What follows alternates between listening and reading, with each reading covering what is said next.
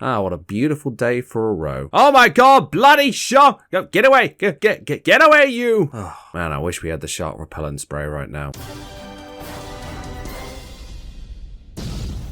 Last time, we looked at Batman Arkham Asylum, a fantastic game that gives you one of the most thrilling Batman stories and gameplay experiences ever, with so many memorable characters and moments that make it an absolute classic of superhero games and the Batman library. The game did amazing, critically and sales-wise. It won a bugger ton of awards, and even won, at the time, Guinness World Record for most critically acclaimed superhero game. So yeah, good job. So how about a sequel? Not long after AA released, a teaser dropped showing a sick Joker, and the title of the next game being revealed, Arkham City. Yes. So back in late 2011, my hopes and expectations were really high, as well as everyone else's, I expect. I still remember how hyped I was for this game. I even remember playing WWE 13, which I got the same day, to play this one. Rocksteady had a mighty task ahead of them, to not only meet the same level of success the last game had, but beat it. Once again being written by Paul Dini, how does everyone's favorite TMNT villain studio do? It's going to be an interesting and a long video for this game. Before we start, don't forget to subscribe and share this video around. So sit back, grab some bat snacks, and enjoy this review of Batman Arkham City. Well, Arkham City sure has a lot to live up to. Side note, what a beautiful title screen, and Batman doing his best Adam Warlock impression. So how about we start with the plot? Spoilers ahead, of course. Timestamps are in the description. Set months after the events of Arkham Asylum, where Joker took a bunch of steroids and got explosively punched in the face, Batman wins. Flawless victory. Heroic brutality. With Arkham Asylum and Blackgate no longer seen as suitable, newly elected Mayor Quincy Sharp takes up a section of Gotham City and turns it into a massive open facility for all prisoners and supervillains. This facility is placed in the care of Dr. Hugo Strange, but we start the game off not with Batman, but with Catwoman. Alright then. Huh?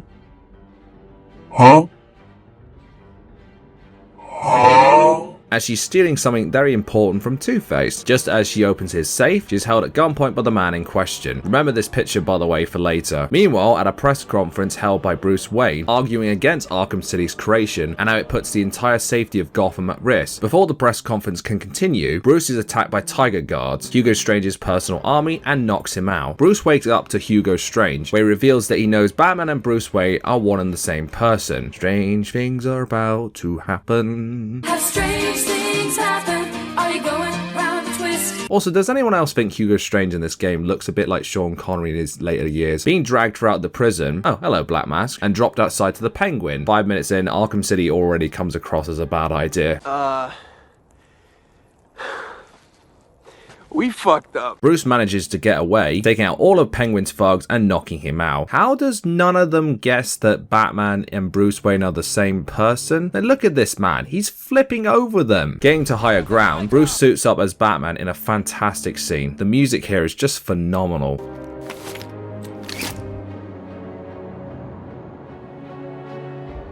That's what I'm talking about! That's why he's doing me! That's why he's the GOAT! The GOAT! Using a card he stole from a Tiger Guard, he hacks into their communication and learns that Catwoman is being held at the courthouse by Two-Face. So Batman could hack your browsing history with this gadget. Fuck. Batman stops Two-Face and stops Catwoman from an acid bath. I do like Two-Face arguing with himself in what to do with Catwoman. It's a great touch. Needs more Saul Goodman on this case though. Also, good shot, Harvey. Ugh, this green question mark prick again. While trying to learn more about the mysterious Protocol 10, Joker tries to assassinate Catwoman to no success. Following the sniper trail leads him to the church, also Calendar Man. Don't be scared, Batman. Halloween will be a day to celebrate if you come and see me. Holy crap! You are creepy as shit. I have to say this now. Something I forgot to say in Arkham Asylum. The dialogue between the thugs is hilarious. They even think Harley is a man. That is just so out of nowhere and yet so funny.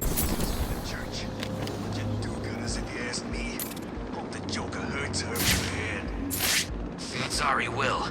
He ain't been his usual happy self for a while now. Do you think the rumors are true? What? That Harley used to be a dude? Entering the church, Bats is ambushed by Harley Quinn and some armed thugs. He makes short work of them and heads up to the top, easily managed to escape a big bomb explosion.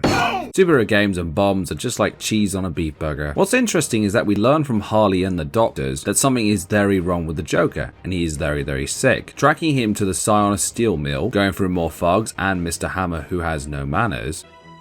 Manners maketh man. Batman is ambushed by Joker and Harley. How dare you mourn someone's death, Harley? Let me beat up this sick man. Back to Catwoman, as she's planning to break into one of Strange's vaults, so she goes to find Poison Ivy for help. Ivy is not as thrilled to help, as we learn she has a vendetta against Selina for forgetting to water some plants she gave her. Alright, holding Catwoman hostage. We'll come back to this much later. Ladies, am I right? Back to Batman waking up. He is tied up. Joker sure does have some fantasies, doesn't he? Harley tries to unmask Batman. Not just yet, Harley. We finally come face to face with Joker, looking very, very sick since the last time we saw him in Arkham Asylum. Basically, Joker's blood is essentially killing him from the tyrant he injected, and he needs a cure, otherwise he's going to die. It basically mutated his blood, and he has mere hours to live. So to help him along, Batman is infected with the very same blood, and as an extra insurance policy, Joker sent his blood to hospitals out in Gotham. So Batman must provide a cure for himself, Gotham, and Joker. Well, that's so much work. Sharing is caring, I guess. And Mark Hamill is just gold here, and throughout the rest of the game too. Don't you call 10? Never heard of it. Hold tight. I'll be in touch! Joker informs Batman via a quality Skype call that Mr. Freeze had been developing a cure, but he has been kidnapped by the Penguin and being held at the museum. Batman hacks into Penguin's comms, puffing radio, lol Penguin, that is hilarious, and disables some generators to gain access inside. But Batman must stop the Birdman, who has access to Freeze's ice gun, saving some undercover cops and freeing the Iceman. Also, Shark. Batman stops Penguin with a gun disruptor gadget, but Cobblepop has a massive ace up his sleeve. That ace is Solomon Grundy, imprisoned under the Iceberg Lounge. What a handy insurance policy. Solomon Grundy, born on a Monday, christened on Tuesday, married on Wednesday. You want some? I'll give it you. Despite some big odds against the Caped Crusader, he takes them both down, while Freeze stomps some punishment into Penguin, literally. But he informs Batman of some good and bad news. He can create a cure to help Batman and Gotham and the Joker. However, he needs a key chemical element to stop the cure breaking down before it works. Batman realizes he can get this element from Ra's al Ghul's blood. Luckily for them both, Penguin has one of his assassins held in the museum. She breaks free, leaving a blood trail for the Dark Knight to follow. And after a quick chat with Robin, where he gives Bruce the line launcher, I'm so happy this Robin is Tim Drake, by the way. My favorite Robin. This right here is my favorite thing ever. Batsy follows the tracker he placed on the female assassin. This leads him under Arkham City to Wonder City. Near death and struggling to keep going, he finds the League of Assassins and Talia al Ghul, Ra's daughter. There's a lot of things I love in this scene, but the main thing is we find out that Bruce managed to tap that one night in Metropolis. Bruce, you have that Riz. Good job. Batman lies to Talia saying he wishes to join their league, but really he wants an audience with Ra's. He goes through a series of trials and comes face to face with the man himself. I don't like sand. It's coarse and rough and irritating, and it gets everywhere. Revealing his true intentions, Ra's and Batman fight it out, where Batman managed to defeat Ra's and gets the needed element to create the cure. Going back to Freeze, when he reaches the GCPD, Freeze tries to renegotiate a deal to free his wife. This does not go well, as the two fight it out in the best boss fight of the entire Arkham series. We'll come back to this later. In the aftermath, both find out that Harley Quinn has stolen the cure for the Joker during their fight. Fuck you! While on the way back to the steel mill, Batman stops an assassinating attempt on Vicky Vale, a reporter from Gotham, who Bruce is apparently also dating? Jesus, man, this guy has so many side chicks. Upon entering the steel mill, Batman finds Harley Quinn tied up and heads inside to find the Joker. If you don't stop doing that, I'm gonna tell Mr. J, and he's gonna be mad! What are you? What? Did you have fun beating up a defenseless girl? Don't you dare! When he finds him, Joker is looking very, very healthy, and then he challenges Batman to a fight. This feels odd. I mean, Joker challenging Batman to a fight? That's a bit sussy. Taking down Joker and his thugs, an explosion from the rooftop traps Batman under rubble, giving Joker the opportunity to end Batman. But before Joker can give the last laugh, Talia arrives, offering Joker immortality in exchange for sparing Batman's life. While knocked out, we cut back to Catwoman. You mean to tell me Selina has just been hanging around here for the last 3 hours or so? How has the blood not rushed to her head already and knocked her out dizzy? Julian! With the help of Ivy, after some convincing, she breaks into Hugo Strange's vault, retrieving the stolen loot, but at the last minute Selina decides to abandon her loot and save Batman. I've always seen Batman and Catwoman as the perfect couple for each other, and moments like this really highlight it. After breaking out of the rubble, Strange activates Protocol 10. That has kind of been teased throughout the entire game. Oh, hell And what is Protocol 10, you may ask? Well, it's a massive scheme to wipe out the entire inmate population of Arkham City and somehow save Gotham from the evil that populates it. One of my favorite moments of the game is where Bruce wants to go after Talia, but Alfred and Barbara remind him of his duty to save Gotham. It's a rare moment where Bruce is willing to sacrifice Gotham for someone he truly loves. Brilliant moment. Taking the code from one of the helicopters, the Dark Knight heads to Wanda Tower to confront Strange. Helicopter, helicopter! Making his way up the tower, the two come face to face. Protocol 10 is deactivated, however the mysterious master of Hugo Strange is revealed. It's Ra's al Ghul. Ra's gave Strange a lot of big resources to start Protocol 10, which would have led to cleansing the earth itself, for Ra's to recreate in his image. Ra's does not appreciate failure and stabs Hugo with a sword, mortally wounding him, but as a failsafe, Strange activates a self-destruct, with Batman and Ra's falling out of the tower. On the way down, Ra's tries to stab Batman, but impales himself instead. Nice form, but a little rough on the landing. He may have to settle for the bronze. Landing to safety, Bats gets a video invitation from Joker, threatening to kill Talia unless he meets him at the Monocle Theatre. Before I go on, I must show this bit. This is just beautiful. It's enough to bring a grown man to tears.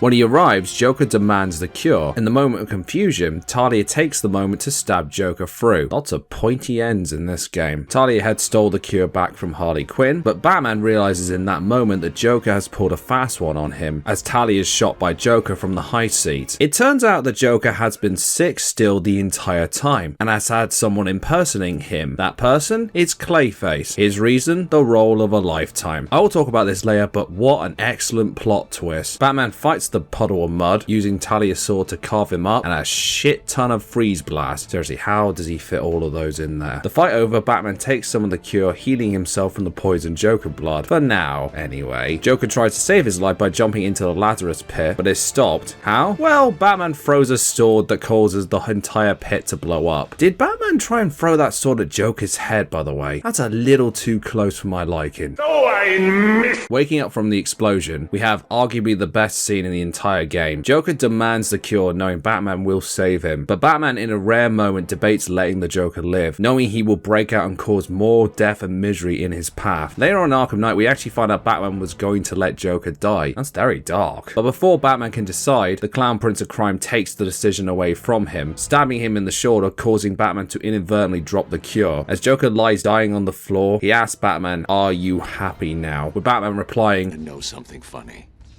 Even after everything you've done, I would have saved you." Joker's response? Laughing and saying that is quite funny, dying with a horrific smile on his face. I've got to play this scene out because it just brings chills down my spine every time I see it.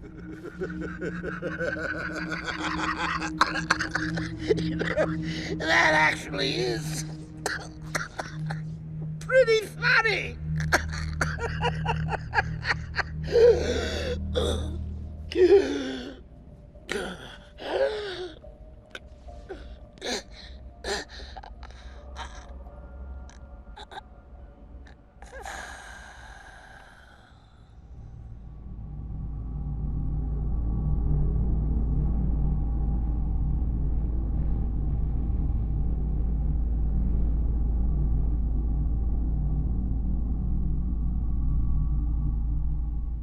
Batman carries out Joker's body and places it on the hood of Commissioner Gordon's car, to the horror of both Joker's thugs and Harley, before leaving Arkham City in complete silence. Back to Catwoman's end. Yeah, I think this should have been placed before this bit. Placing it at the end of the game after one of the most memorable parts is just a bit dumb. Catwoman heads to the museum, manages to get her loot back, and gives Two-Face one hell of a beatdown. You'd say the two met face to Two-Face? Oh, that was terrible. Anyway, now that concludes the events of Batman Arkham City. So, shall we talk about my overall thoughts on the plot? Wow, that's amazing. So Arkham City, that plot, hey? I mean, damn. They managed to one-up the story from Arkham Asylum in almost every way. The story is fantastic. I don't like to say something is perfect, but Arkham City is as close as you could possibly get to that. It builds upon the last game's events and takes lots of risks with the story. Killing off the Joker was a massive gamble, but it's one I think that really paid off. The last game's story was about surviving the asylum and all the rogues within it. Here it's a race against time to find a cure and save both Batman and Gotham, and maybe the Joker, with every villain in the story adding to that race. It's a tense game of chess about making moves, but also the right moves. Seeing Batman and Joker team up is quite an interesting twist on their relationship. I mean, they kind of have no choice in order to save both of themselves. In a strange sense, brothers in arms, like the portrait at the start of the game. Like Asylum, most of the villains play a massive role in the game's plot. Mr. Freeze is the one making the cure, Harley and Joker are desperate for the cure, Ra's blood is key to making the cure, and Talia helps Bruce getting it back, while also being the game's main love interest. There are so many layers to this story, but the layers fit so well together. Kind of like a massive puzzle where the pieces just fit so perfectly. You may have noticed I have not really talked about a certain villain in this, that being one Hugo Strange. This is the one area of the story I feel kind of gets shafted. Strange is just kind of there throughout the entire story, which is a shame because I love the opening scene where he's interrogating Bruce, and the end part where he's revealed to be a follower of Ra's. It's the middle of the story where his arc kind of falls apart. I genuinely forgot he was in this story, besides him announcing Protocol 10 will begin in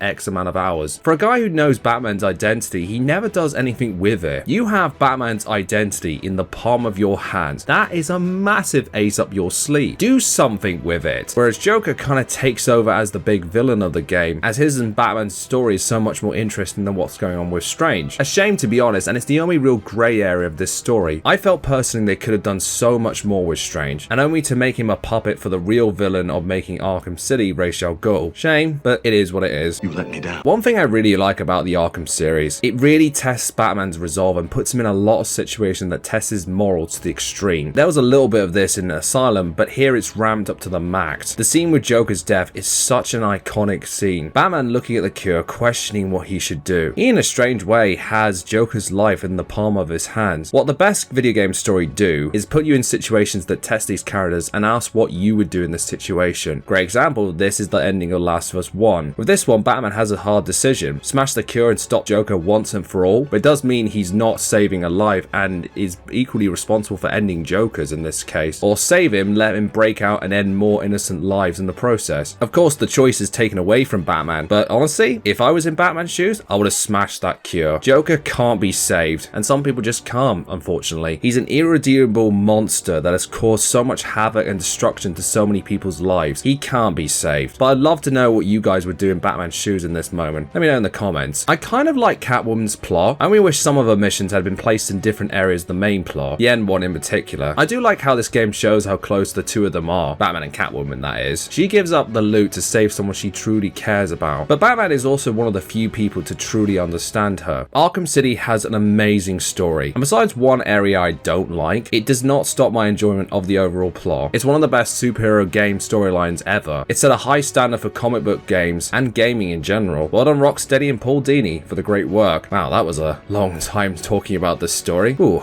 now let's talk about the side missions in this game. I need to lie down. Unlike Arkham Asylum, Arkham City has a lot of side missions to do. These are completely optional, but you are missing out a big chunk of the game if you don't. So let's break them down. First, we have the acts of violence. Hugo Strange has placed certain political prisoners unjustly incarcerated in Arkham City. These will randomly pop up on the maps as assaults in progress. Nothing much here, but it is nice to hear them thanking Batman after saving them. There's about 16 in total. Watcher in the Wings, where a mysterious figure is leaving symbols around Arkham City. When all four symbols are formed together to form one massive symbol, it shows the location by the church. The figure reveals himself to be Azrael, telling Batman that Gotham will have a horrible event coming soon, and Batman himself will be unable to stop it. I really like Azrael. It's nice to see him here after being famous for being the guy who took over from Batman after his back was broken by Bane in the comics. legs. Superhero landing!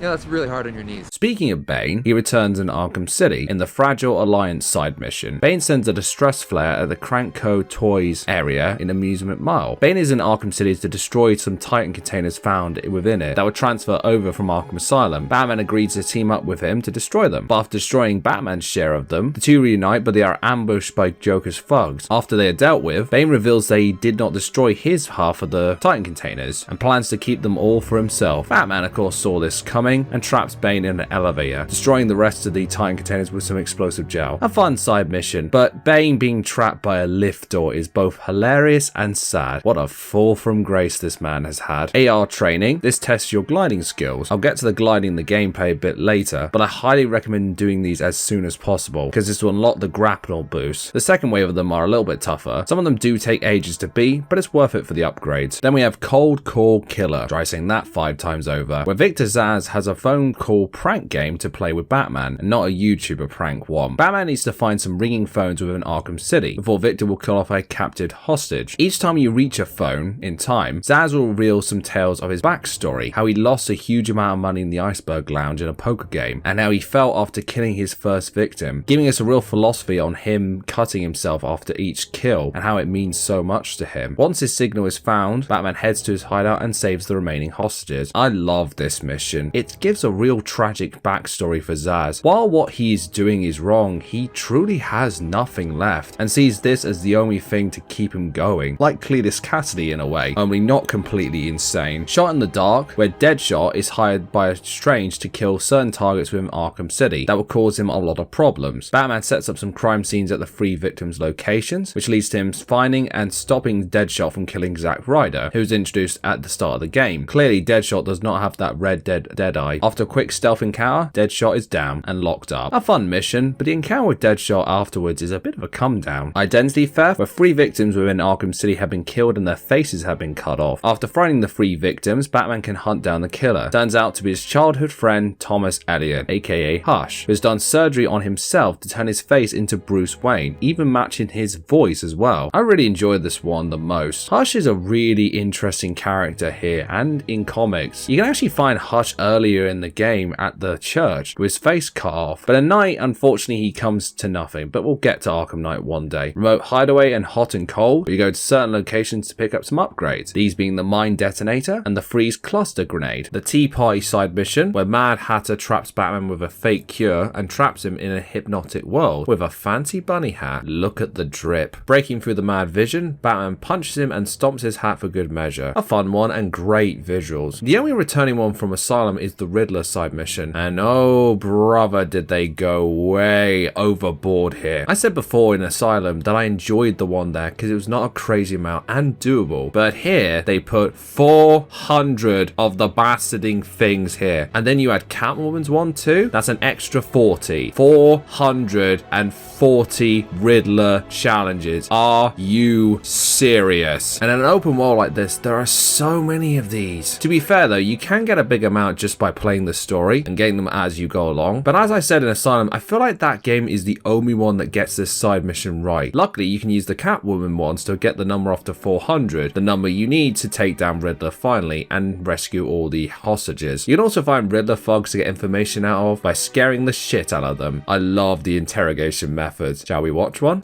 Please, don't hurt me. I'll tell you what you want to know. It's been a pleasure. And the Riddler rescue missions, to be fair, are quite fun. So a double-edged sword. Fun rescue missions, but terrible collectathon ones. Nora is safe. I should let Freeze know as soon as possible. Wow, that was really long. But yeah, there's a massive amount of side missions in Arkham City. Most of them are fun and worth going after, for better or for worse. Speaking of fun, how fun is the gameplay this time around? A great story is nothing without great gameplay. I'm happy to say the gameplay is just as fun, if not better, than Asylum. The combat and stealth is still excellent and has a lot of improvement. First of all, the combat flows a lot tighter than Asylum, which is still great, but it feels so much fluent, so effortless to build up big combos and big power moves. I tell you what, put on some heavy metal or rock music while in the combat session, you will feel like a bat god in these sections. May I recommend a bit of Doom music? Don't make me hurt you.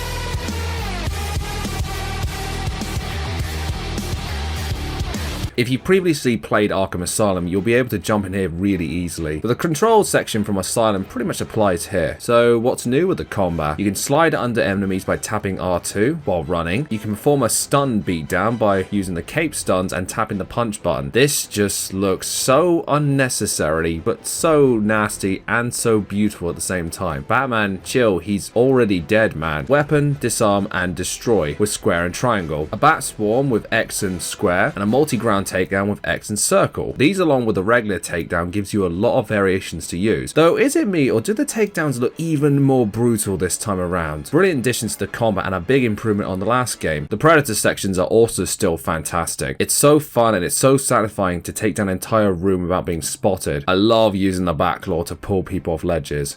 So good. Not much has changed in terms of the controls nor the layout, but the enemies are more smart and at the end are a lot more tougher to take down. But they also have thugs with night vision goggles to stop you from hiding above on goggles. But you do also have one brand new addition, the Knockout Smash. When you do a silent takedown, you can press square to do a quick takedown. It creates more noise, but it's so useful. But use it carefully as it does alert guards to your location quicker. Though we have even more new gadgets to help Batman in his journey this time. All the gadgets return minus the multi-batarangs, which is pretty much under one section now. First we have the reverse batarang. I did not use this much. I only used it really once in the Ratio Ghoul final boss. Then we have the smoke pellet. These smoke pellets are primarily used to distract gun thugs in these Predator sections. A great and really useful gadget. The remote electrical charge is used to activate electrical devices from shutters and magnets, and it can also be used in combat too, and knocks armor guards flying away. A disruptor, when you upgrade it, can be used to deactivate enemies' guards and trigger mines. This is my favorite new gadget. It is hilarious to have that one thug left, use it on them, just walk up and watch them try and shoot Batman in complete vain. It's so funny, and also I feel really sad for them. Ah well, let's beat the shit out of them.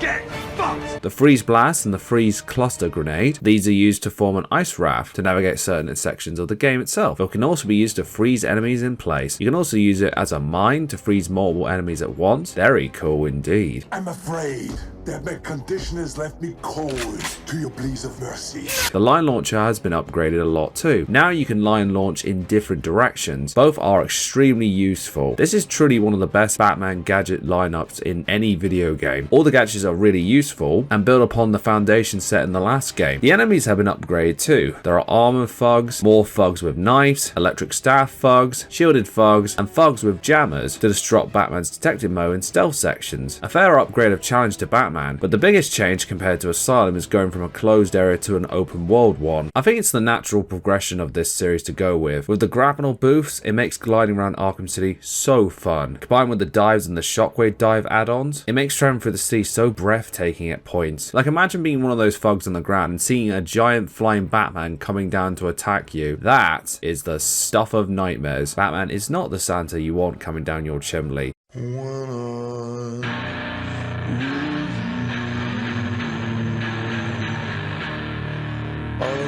But what other extras did Batman Arkham City offer? Unlike Asylum, which only had a few downloadable maps, City has a lot of downloadable content and costumes to offer. But before we talk about that, let's talk about what's returning. The challenge maps are back, only this time renamed Riddler challenges. Like last time, the stealth maps require you to complete certain objectives to achieve medals, and the combat ones require you to build up a high score on combat, considering if you get hit, what gadgets you use, and your combo score. These are a step up in challenge from AA. Some of them can be very challenging. There are also some DLC ones too, which are very difficult at points, but a fair challenge though. One of the best things in Arkham City is the number of costumes you have on offer. Arkham Asylum only really had one extra costume, but there are plenty here to choose from. I love the Batman Beyond costume. Such an underrated show, and that theme song, damn, so good. You also have different characters to play as besides Batman. Catwoman, Robin, and Nightwing. Catwoman you play as a lot in the main story. She's fun in combat with her whips and throwable cat drops, but she's way more fun to play as in combat than in the stealth sections. She does not take bullets very well compared to Batman. Tim Drake Robin. I like though here he's not a carbon copy of Batman. He has enough gadgets to make him stand out. You have a zip kit, which is really fun, a shield to block bullets, and his own little throwable objects, in this case the wing dings. You can also play as him in Harley Quinn's Revenge DLC. However, I will be doing a separate video on that because this video is long enough as it is and I have fond memories of it, so look forward to that one down the line. Finally, my favorite DLC character, Nightwing. Side note, what a great costume, and that hair. Ooh, Bully Maguire-esque. He has some great gadgets. A wrist dart to stun enemies, electrical blast, and he's really speedy compared to the other ones. Overall, the DLC offerings are really good and offer a great expansion to the game, and I look forward to talking about Harley Quinn's revenge. But how does Arkham City look and sound? Graphically, Arkham City is a big step up from Arkham Asylum. The character models look amazing, hold up really well. The Batman costume in this game is just,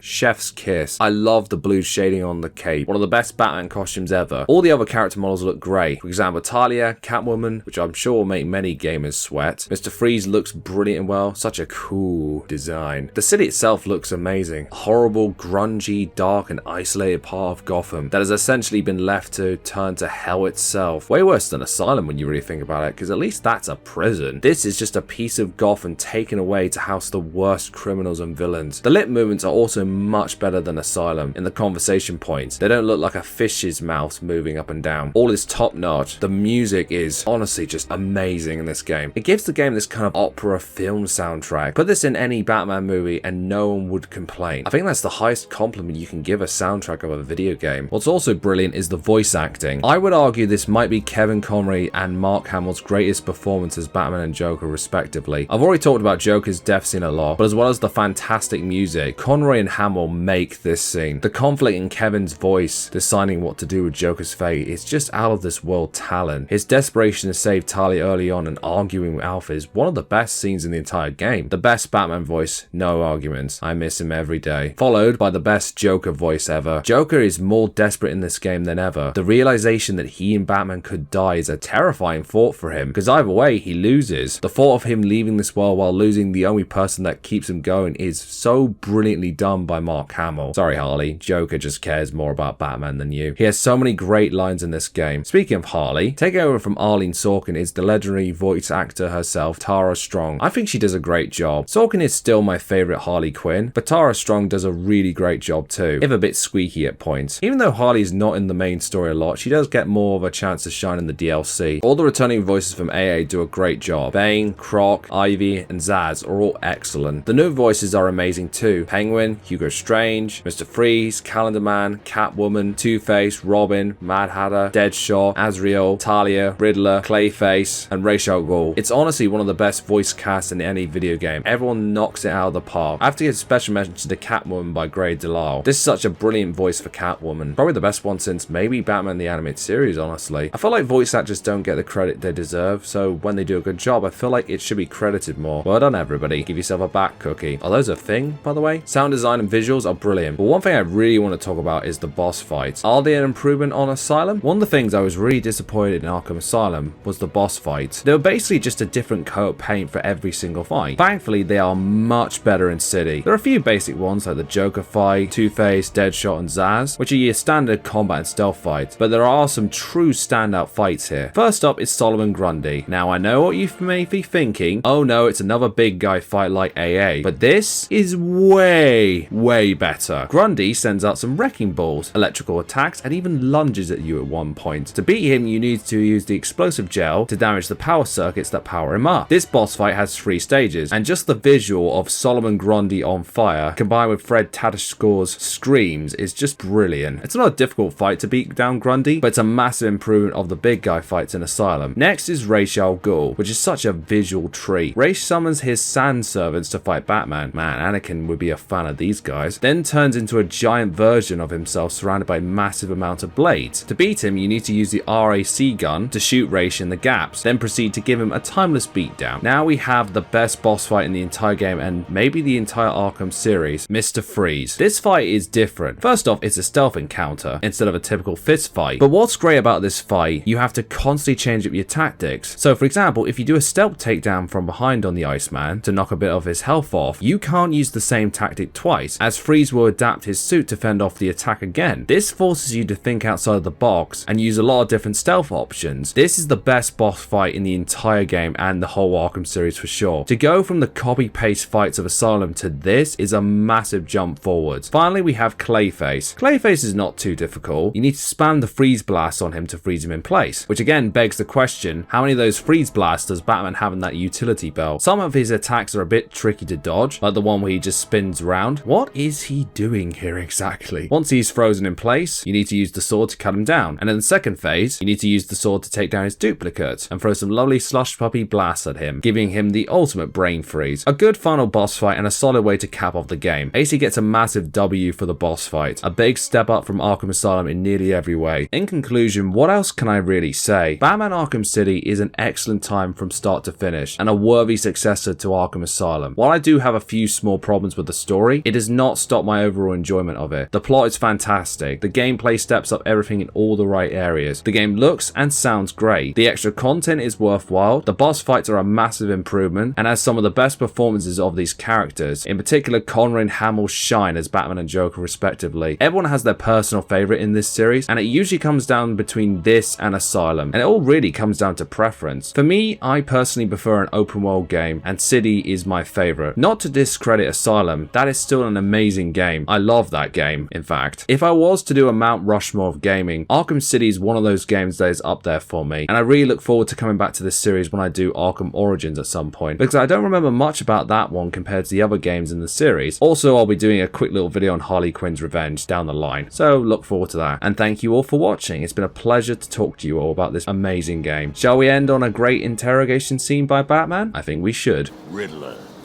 talk. Oh, crap. Okay, I just help him out. Thanks for your help.